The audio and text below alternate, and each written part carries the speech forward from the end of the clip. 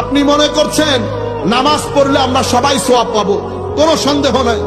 কিন্তু বুকে হাত দিয়ে বলেন, আমাদের নামাজ যখন আমরা দাঁড়াই, আমাদের মনও আমাদের সাথে দাঁড়ায় কিনা? যদি মন আমাদের সাথে দাঁড়ায়, সেখানে দুইটা আল্লাহু আকবার হবে। একটা আমার জবান বলবে, আর একটা আমার ভিতরের রূহ বলে উঠবে আল্লাহু আকবার। আপনি যখন রুকুতে যাবেন, আপনার মনও আপনার সাথে রুকুতে যাবে। জবান দিয়ে সুবহানা রাব্বিয়াল আযীম বলবেন, রূহ ওই আজমতে খুদাবন্দির সমুদ্রের মধ্যে ডুব দিয়ে যাবে।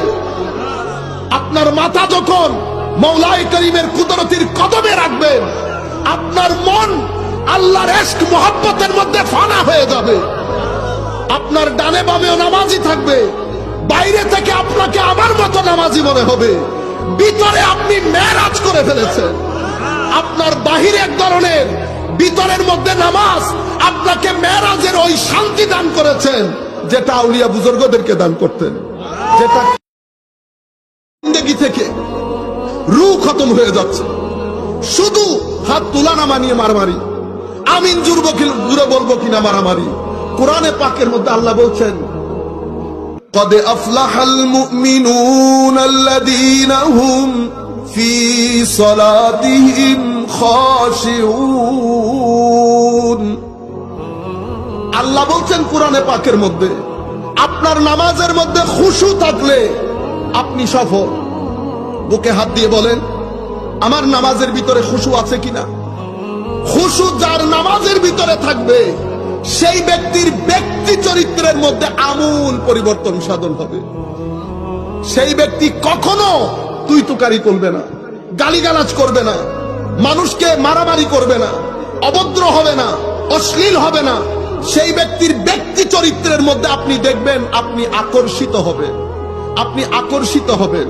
চুম্বক যেমন প্যারেককে আকর্ষণ করে, সেই ব্যক্তি আপনাকে আকর্ষণ করবে।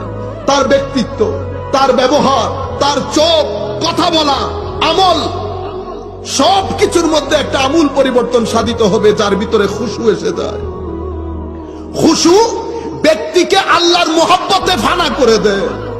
খুশু ব্যক্তিকে তিলাওয়াতে কোরআনের যৌক দান করে। খুশু ব্যক্তিকে জিক্রে ইলাহির নূর দান করে। খুশু ব্যক্তিকে মুসলমানের ব্যাপারে তার অন্তরে মুহাব্বত দান করে। ও ভাই, মুসলমান কাপড় চুপড় দিয়ে আসে না, এই খুশু টুপি দিয়ে আসে না, এই খুশু আপনার তসবিহ নিয়ে ঘুরলে আসে না। এটা কিভাবে আসে? কয়টা ভিতরের জগনে পরিবর্তনের মাধ্যমে আসে, ভিতরকে পরিষ্কার করার মাধ্যমে আসে। এখন আপনি পরিষ্কার করতে কার কাছে যাবেন? আপনি মুফাসসিরের কাছে গেলেন, মুফাসসির বলছে এটা তো আমার বিষয় না, আমি আপনাকে অনুবাদ করে দিতে পারবো, কিন্তু খুশু কেমনে আসবে এটা আমি বলতে পারবো না। আমি মুফতির কাছে গেলাম, মুফতি বললেন, হুজুর আমি আপনাকে নামাজ শুদ্ধ হয়েছে কিনা, আপনার হাত ধরা শুদ্ধ হয়েছে কিনা, কেরাত আপনার রুকুতে যাওয়া শুদ্ধ হয়েছে কিনা, সিজদার ডং ঠিক হয়েছে কিনা এটা বলতে পারবো। ভিতরের জগতে খুশু কেমনে আসবে এটা বলতে পারবো না। আমি কারি সাহেবের কাছে গেলাম, কারি সাহেবকে বললাম, হুজুর আপনার কাছে কোনো কিছু আছে? কারি সাহেব বললেন, হুজুর আমি আইন কফ টানবেন কিভাবে আমি এগুলা জানি, আমি ভিতরে খুশু কেমনে আসে এটা জানি না।